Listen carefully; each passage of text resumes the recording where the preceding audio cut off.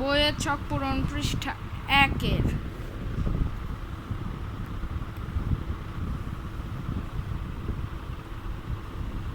প্রথমে দিন 1, ভাত আলু ভর্তা মুরগির ঝোল সকালে। দুপুরে ভাত মাংস ডাল সবজি। রাতে ভাত আলু বিরান মাছের ঝোল। দিন 2, সকাল রুটি মুরগির ঝোল। দুপুর ভাত মাছ আলুর ডাল। রাত ভাত আলুর ভর্তা আচার সবজি। দিন 3, রুটি আলু ভাজি। দুপুরে ভাত আলু ভাজি সবজি ঝোল। রাতে ভাত সবজি বিরান। এরপরে আমরা দেখব পৃষ্ঠা 3-এর ছক পূরণ। হ্যাঁ, উপরে লেখা রয়েছে যে রোগ ব্যাধি মুক্ত থাকতে আমাদের কাজ। এখানে আমরা একটি অনুচ্ছেদ আকারে লিখব। অবশ্যই এখানে আমরা লিখব প্রত্যেক দিন গোসল করতে হবে। ফাইকা এটা একটু ধরো তো, পেজটা উড়ে যাচ্ছে কেন জানি।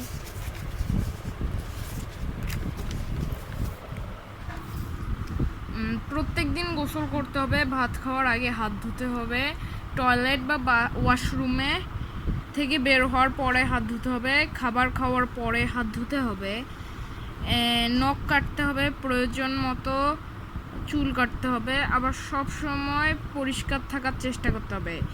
শাক সবজি মাছ মাংস সবই যেন থাকে আমাদের খাদ্যাভ্যাসে। এখানে আমাদের খাদ্য ও পুষ্টি বিষয়ক কিছু একটি ছক দেওয়া রয়েছে। আমরা এখানে দিন 1-এ দেখতে পাচ্ছি সকাল দুপুর রাত ও লেখা রয়েছে যে আমাদের খাদ্যে কোন ধরনের খাদ্য উপাদান বিদ্যমান রয়েছে। তাহলে আমরা ছকটা পূরণ করাটা দেখি। প্রথমে দিন 1-কে রয়েছে রুটি সবজি ডাল সব ধরনের খাদ্য। দুপুরে রয়েছে সবজি ভাত রুটি মাংস। রাতে রয়েছে রুটি সবজি মাছ মাংস। আমাদের খাদ্যে কোন ধরনের খাদ্য উপাদান আছে তা কোন ধরনের বেশি কম বা স্বাভাবিক পরিমাণে আছে বলে মনে করছি না। প্রোটিন ফাইবার ক্যালসিয়াম রয়েছে। তারপরে দিন 2, সকাল রুটি আলু ভাজি। দুপুর ভাত মাংস মাছ। রাত ভাত রুই মাছ। Protein fibre calcium. তারপরে দিন 3, রুটি আলু ভাজি ভাত সবজি প্রোটিন ফাইবার ক্যালসিয়াম।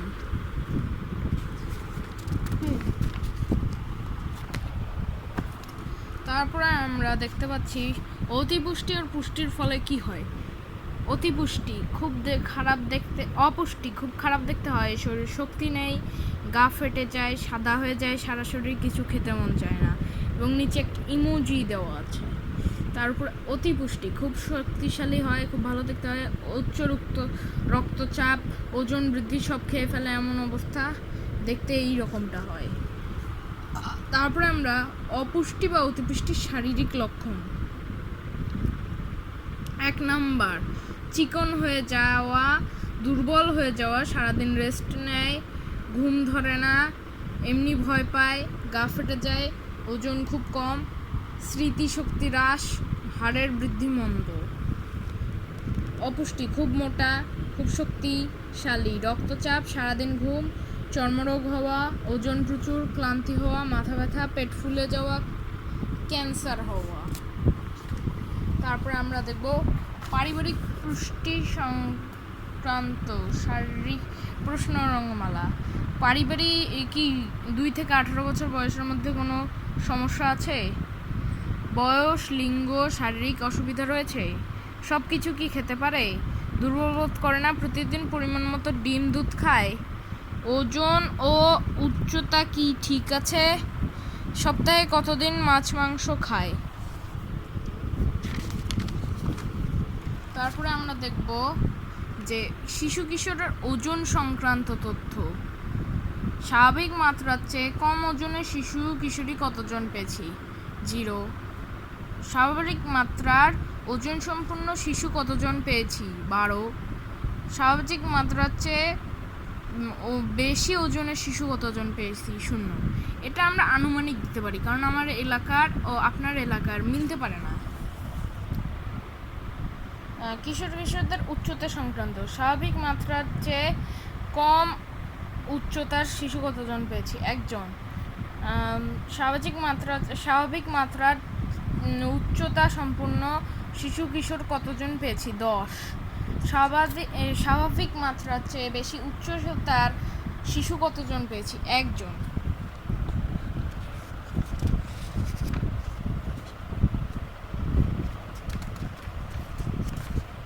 এরপরে আমরা দেখব যে পুষ্টি সংক্রান্ত প্রতিরোধ আমাদের স্লোগান। এখানে আমরা 5টি স্লোগান লিখতে পারি। বয়সন্ধিকালে খাবার পরিমতো খাই, ঠিকমতো বেড়ে উঠি, নিয়মিত শরীরচর্চা ও খেলাধুলা করি, সুস্থ সবল শরীর গড়ি, সকলের পুষ্টিকর খাবার খাওয়ার সুযোগ করি, স্মার্ট বাংলাদেশ গড়ি, সবাই মিলে ডায়েটিং প্রতিরোধ করি, সুস্থ সবল জীবন গড়ি।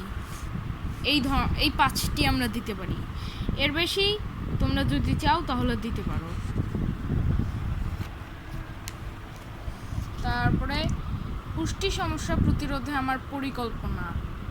পরিবারের সদস্যদের মধ্যে সুষম খাদ্য বিষয়ে আলোচনা করা। রাতে করব, কতবার করব, সপ্তাহে শুধু শুক্রবারে করব।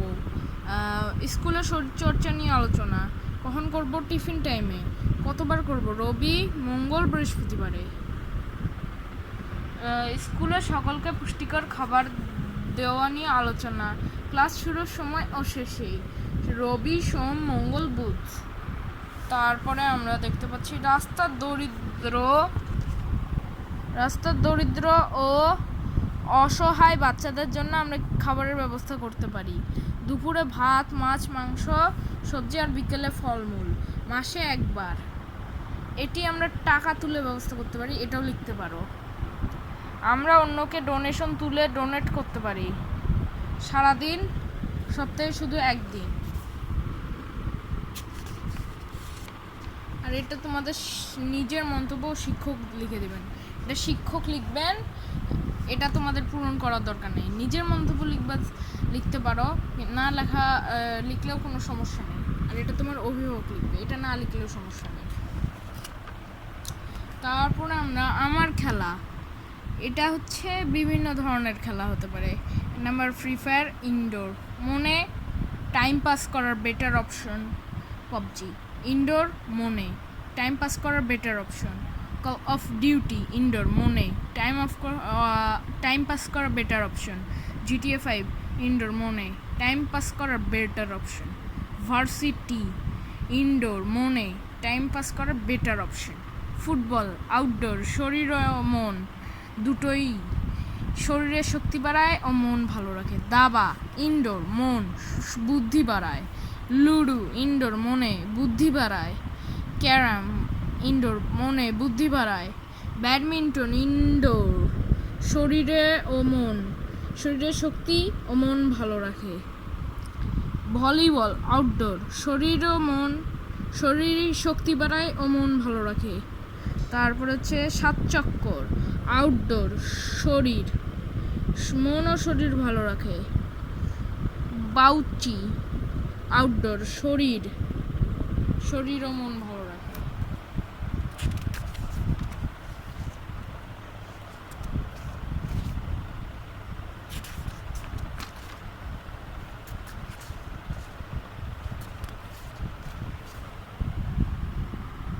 এটা কয়েকটা দিয়েছি আমি, 3 পিস।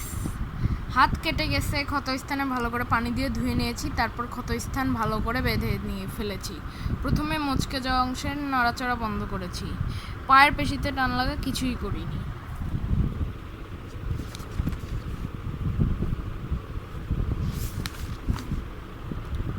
এখানে ইনডোর, লুডো, ফুটবল, দাবা, ক্রিকেট, লুকোচুরি, দাড়িয়াবান্ধা, ব্যাডমিন্টন, বাউচি, চোরপুলিশ, কাবাডি, লুকোচুরি, গোল্লাছুট।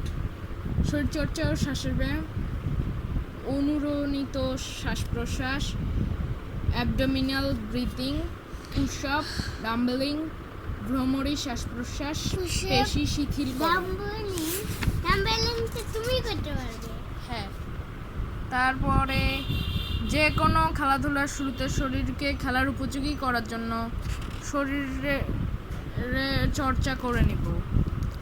খেলার আগে মাঠ পরিষ্কার করে নিব, নিজেকে সুরক্ষিত করে খেলায় যাব।